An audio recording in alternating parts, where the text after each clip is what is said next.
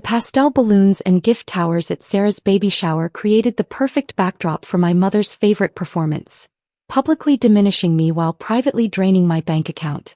Emma still rents that tiny studio in the old part of town, Mom told the circle of her country club friends, her voice pitched just loud enough to carry across the backyard. Can you imagine? At 32, I stood near the dessert table watching my sister open her 6th designer stroller. The irony wasn't lost on me. The mortgage on the house hosting this party? I'd been paying it for 4 years. The luxury SUV in the driveway with the pink bow Sarah just squealed over? My anonymous gift routed through Dad's business account so he could take credit. Emma, honey, could you refill the champagne? Mom's voice dripped with that particular condescension she reserved for me. It's the least you could do since you couldn't afford an actual gift. I smiled and headed toward the kitchen. The $3,200 custom crib being delivered next week was already paid for. By me. Anonymously. Like everything else. My phone buzzed. My accountant, Richard Chin, responding to the spreadsheet I'd sent him last night. Emma, I've reviewed everything. Are you absolutely certain about Monday? This will have immediate consequences. I typed back. I've never been more certain about anything. 4 years ago I'd made 2 decisions that shaped everything that followed. The first decision came 3 days after my father's 60th birthday party, where he'd announced to everyone that I'd finally found my calling as an administrative assistant. What he didn't know, what none of them knew, was that I'd just accepted a position as VP of Strategic Acquisitions at Meridian Capital Group. Base salary, $340,000. Annual bonus structure, $200,000 to $500,000. Equity package, substantial. The interview process had taken 6 months. Meridian was one of those firms you didn't find, they found you. Headhunted from my previous role as senior analyst at a mid-tier investment firm, where I'd identified 3 acquisition targets that returned 340% over 18 months. Don't tell your father, my mother had whispered when I got my first real job at 23. You know how he feels about women in finance. Let him think you're doing something simpler. So I had. 4 years, I'd let them believe I was struggling along in entry-level positions while I built a career that would make most Harvard MBAs weep with envy. The second decision came when I received my first Meridian bonus, $380,000 after my first year, for successfully leading the acquisition of a struggling manufacturing company that we flipped for $43 million. My parents' mortgage was 3 months behind. Dad's consulting business hadn't landed a real client in 2 years. Mom's boutique was hemorrhaging money. Sarah's husband had just lost his job. I could have let them fail. Instead, I created a shell company, Anderson Family Solutions LLC, and began making anonymous payments through it. Their mortgage company received certified checks each month. Their utility companies. Their car payments. All of it routed through enough corporate layers that it appeared to come from Dad's business consulting work finally paying off. Why did I do it? Because despite everything they were my family. Because I wanted to believe that if they weren't stressed about money, maybe they'd soften. Maybe they'd see me. I was wrong. The financial support only made them more convinced of their own superiority and my inadequacy. Dad started telling people about his business breakthrough. Mom redecorated the house on my dime and told everyone I was still struggling to make rent. But I kept paying. And I kept records. Every single transaction meticulously documented. Wire transfers, payment confirmations, account statements. 4 years of complete financial support, cataloged like evidence. Because that's exactly what it was. My career at Meridian had exploded beyond even my most optimistic projections. Year 2, I led the acquisition of a commercial real estate portfolio in the Midwest. Return, $67 million. My bonus, $520,000. Year 3, I identified and executed the purchase of a failing tech startup that our development team transformed into a product Google acquired for $340 million. My bonus, $890,000. Plus equity acceleration that added another $1.2 million to my portfolio. Year 4. This year, I'd been promoted to senior vice president and given my own acquisition team. My base salary was now $475,000. My total compensation package, including equity and performance bonuses, exceeded $2.1 million annually. I owned my tiny studio apartment outright. I also owned a downtown penthouse I actually lived in, a mountain cabin in Colorado, and a 15% stake in a successful restaurant group. My investment portfolio was worth $8.7 million. At 32, I was wealthier than my parents had ever dreamed of being. And they had absolutely no idea. I drove a 5-year-old Honda Civic to family events. I wore clothes from Target. I let them believe I was barely scraping by while I anonymously funded their entire lifestyle. The payments had become substantial. Asterisk mortgage. $3,400 per month times 48 months equals $163,200. Asterisk property taxes. $8,500 per year times 4 years equals $34,000. Asterisk utilities, electric, water, gas, internet $680 per month times 48 months equals $32,640. Asterisk dad's car payment. $890 per month times 48 months equals $42,720. Asterisk mom's car payment. $1,100 per month times 48 months equals $52,800. Asterisk car insurance. Both vehicles $340 per month times 48 months equals $16,320. Asterisk mom's boutique rent. $2,800 per month times 48 months equals $134,400. Asterisk various business expenses and bailouts. $87,000. Asterisk Sarah's wedding. $43,000. Routed through dad's client. Asterisk emergency medical bills. $28,000. Asterisk credit card payments when they got behind. $94,000. Total. $728,080 over 4 years. $728,000. Anonymous. Unacknowledged. While they called me a financial burden, my accountant had questioned the arrangement repeatedly. Emma, they're not even grateful. They don't even know you're helping them. That's the point, I told him. I want to see who they really are when they think I have nothing. Now I knew. The baby shower comment was the final straw, but it wasn't the first incident. 2 months earlier at Dad's retirement party, retirement from what I still wasn't sure, he'd pulled me aside. Emma, your mother and I are concerned about your financial situation. We think you might need to move back home for a while. Save some money. Move back into the house I was paying for. I'm fine, Dad. Really? Are you? He'd looked at me with something between pity and contempt. Because successful people don't drive 15-year-old cars and live in studio apartments at your age. Sarah was a homeowner by 28. Sarah's down payment had come from me. $60,000, routed through an inheritance from her godmother, who'd actually left her $3,000. 6 weeks ago at Sunday dinner, Mom had announced, "We've decided to help you, Emma. We're going to co-sign on a small condo for you. Nothing fancy, but something more appropriate for a woman your age." They were going to co-sign. With their credit score that would be in the 400s without my monthly payments keeping everything current. That's very generous, I'd said carefully. But I'm good. Don't be proud, sweetheart. Mom had patted my hand. We know things are tight. It's nothing to be ashamed of. The rage had been ice cold in my chest. But I'd smiled. Nodded. Let it go. Then came the baby shower. Sarah's baby shower was held at my parents' house. The 4-bedroom colonial with the professionally landscaped yard and the recently renovated kitchen. All funded by their successful consulting work. I'd arrived with a small wrapped box containing a children's book, deliberately modest. I'd learned years ago that expensive gifts raised questions I didn't want to answer. "Oh, Emma," Sarah had said when she opened it, her voice saccharine. "How thoughtful. Did you make this yourself?" She held up the $18 board book like it might be contaminated. "It's from the bookstore," I'd said evenly. "Well, it's the thought that counts." Mom had interjected brightly, already moving Sarah's attention to the next gift. A $400 designer diaper bag from Mom's tennis partner.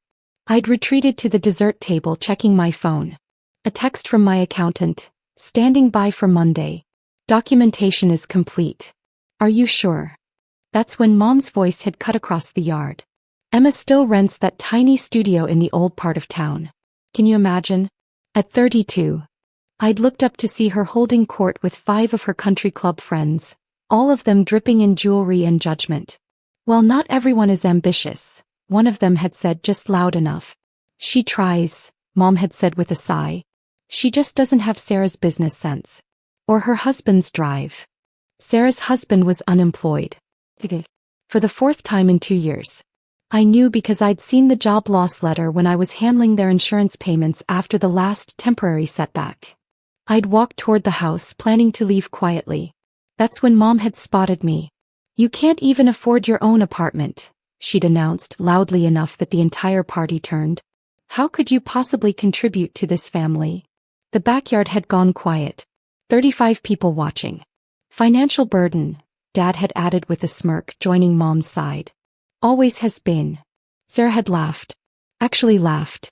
I'd looked at them, really looked at them. At the house I was paying for. The cars. The lifestyle.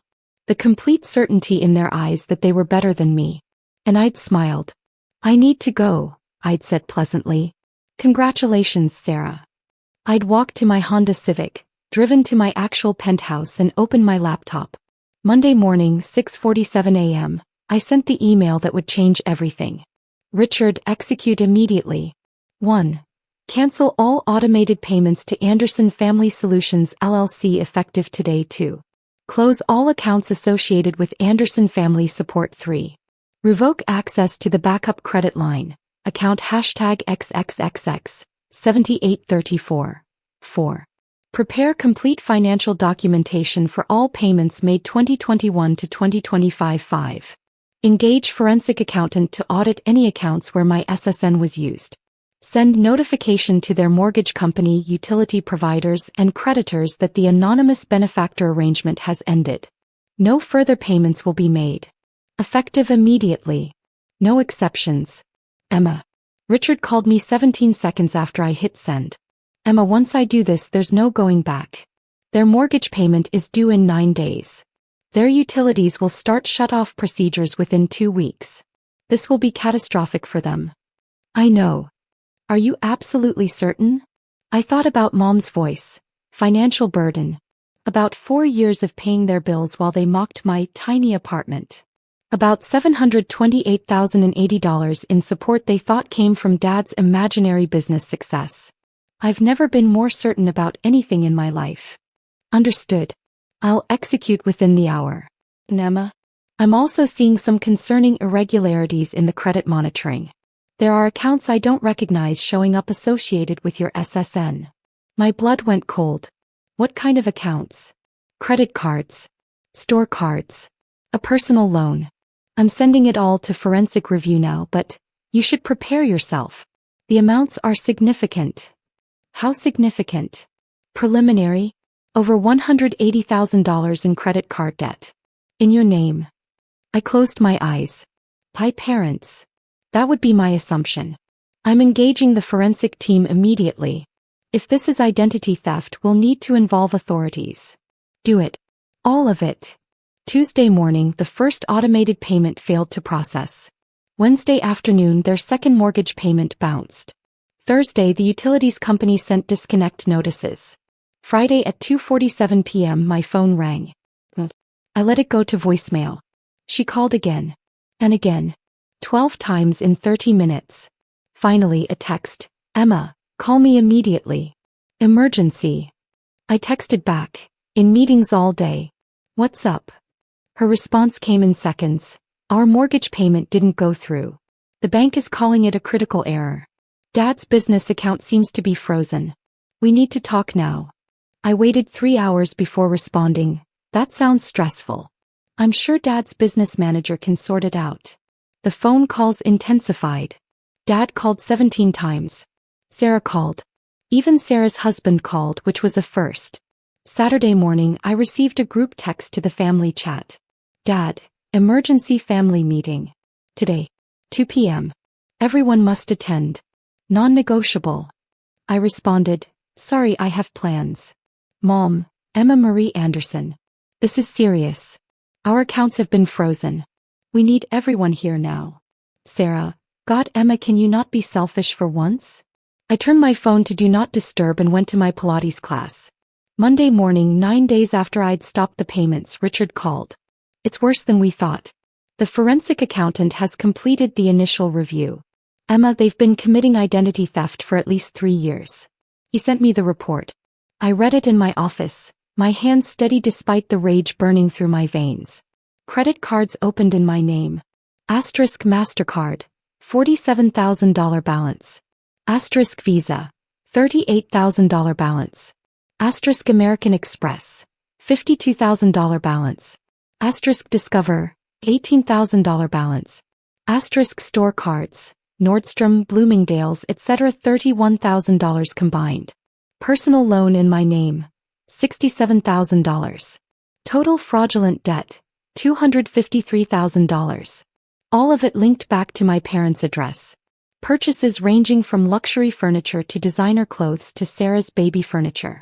My excellent credit score, which I'd built carefully over a decade, had been exploited to fund their lifestyle while they called me a financial burden.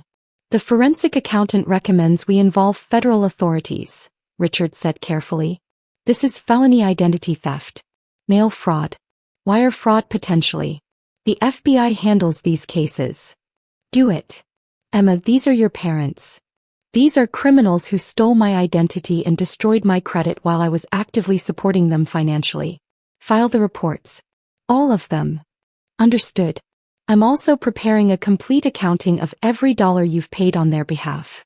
When this goes to court, and you'll want documentation. How long until the authorities get involved? Federal investigation? They'll make contact within 48 to 72 hours once we file. Do you want me to give your parents any warning? Thought about the baby shower. The smirks. The public humiliation. Not one word. Wednesday afternoon my phone exploded. 23 missed calls. 47 text messages. All panicked. All desperate. Mom, the mortgage company is starting foreclosure proceedings. Emma, please, we need help. Dad, someone has reported fraud on our accounts. The bank has frozen everything. We can't access our money. Sarah, Mom and Dad's cards are all declining. What is happening? Emma, do you know anything about this? I deleted the messages and went back to work. I had an acquisition meeting for a $340 million healthcare portfolio. Real work. The kind that actually mattered. Thursday morning, 2 FBI agents arrived at my parents' house. I know because Sarah called me sobbing. I answered this time. Emma, oh my God, the FBI is here.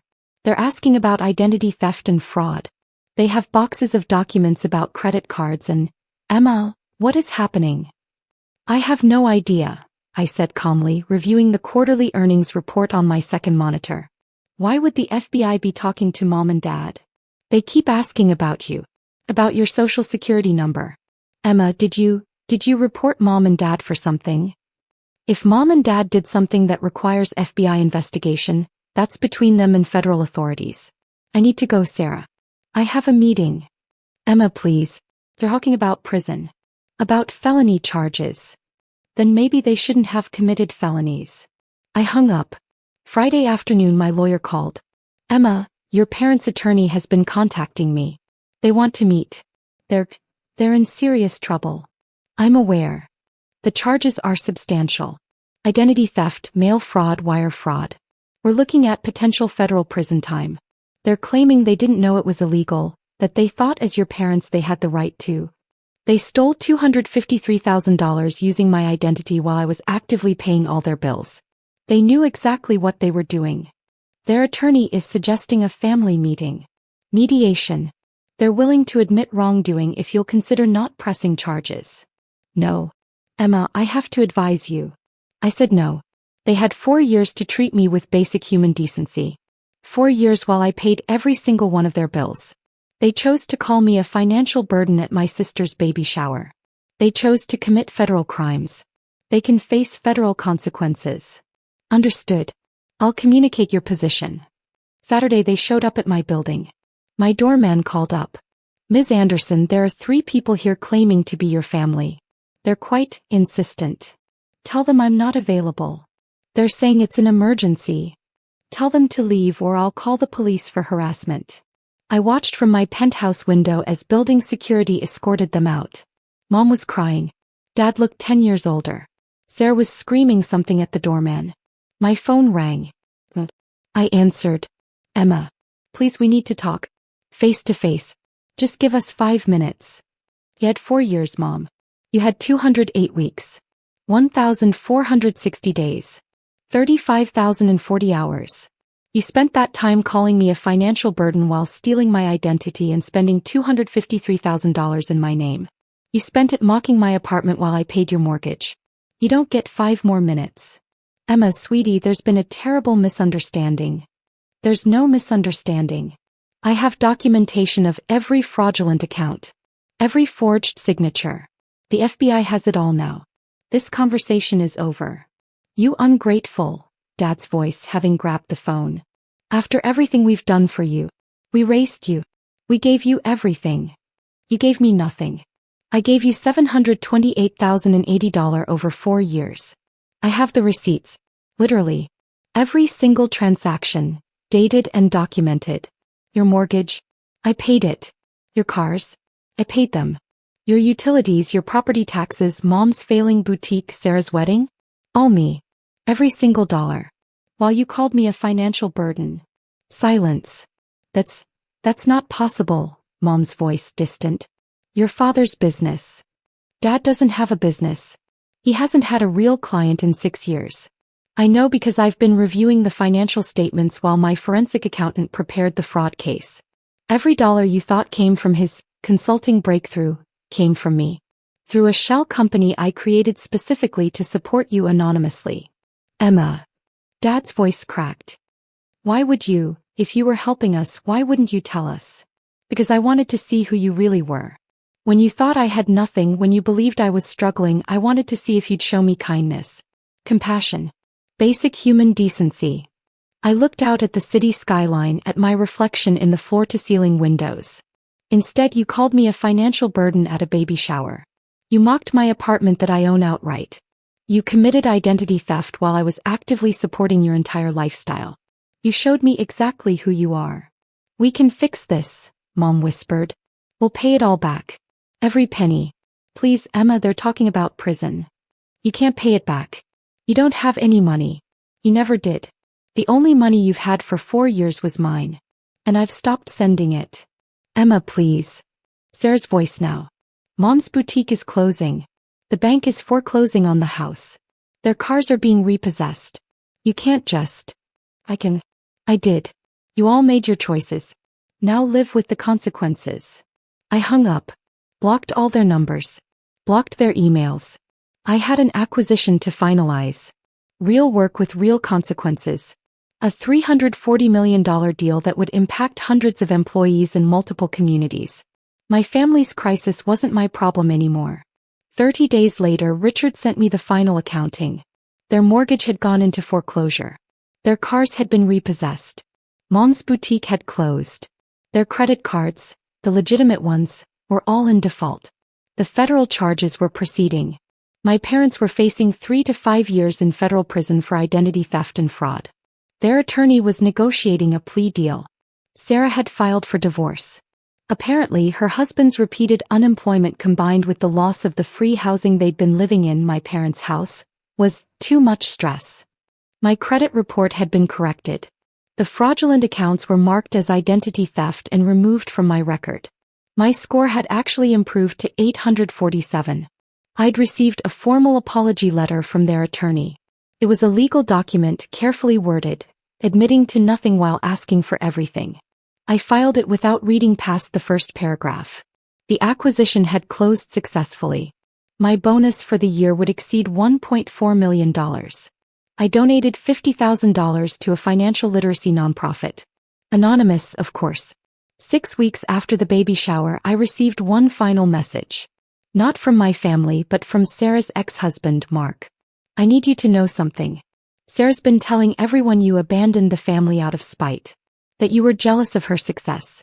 But I found something when I was packing my stuff. A folder in your dad's office.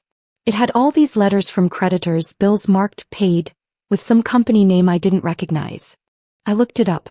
Anderson Family Solutions LC. That was you, wasn't it? I stared at the message for a long time. Emma, I'm so sorry. For laughing at the baby shower. For not speaking up. I didn't know. They never told us you were helping. Sarah's been living in that house thinking your dad paid for everything, driving that SUV thinking it was a gift from him. I feel sick. I typed a response. You weren't supposed to know. That was the point. I hope you land on your feet, Mark. You deserve better than what you got. His response came quickly. So did you? I'm sorry we didn't see it. 3 months later, I received a wedding invitation. My best friend from Meridian, Jordan was getting married. The invitation included a +1. I brought my accountant Richard Chin.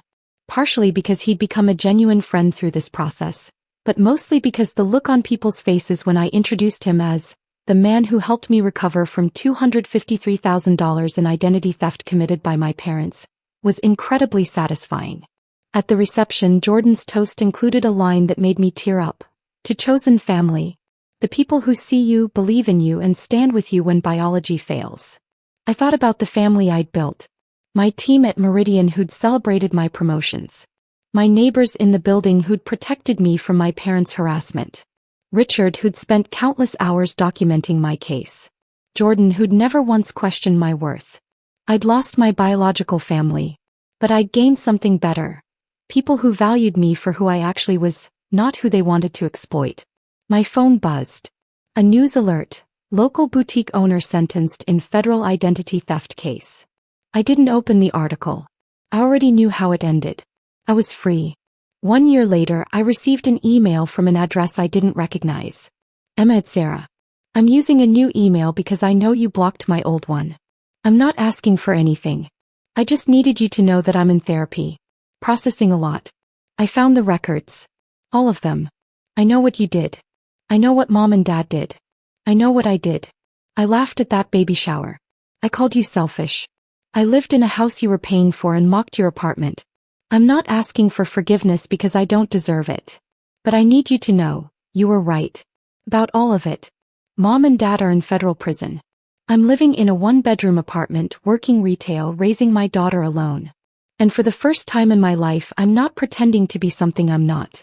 You showed us who we really were. We hated what we saw. But maybe some of us needed to see it. I hope you're happy, Emma. Really happy. You earned it. Sarah. I read it 3 times. Then I saved it to a folder and closed my laptop. I was happy. I had a career I loved, wealth I'd earned, and peace I'd fought for. I'd paid $728,080 to learn exactly what my family thought of me when they believed I had nothing. It was the most expensive education I'd ever received. And it was worth every single penny.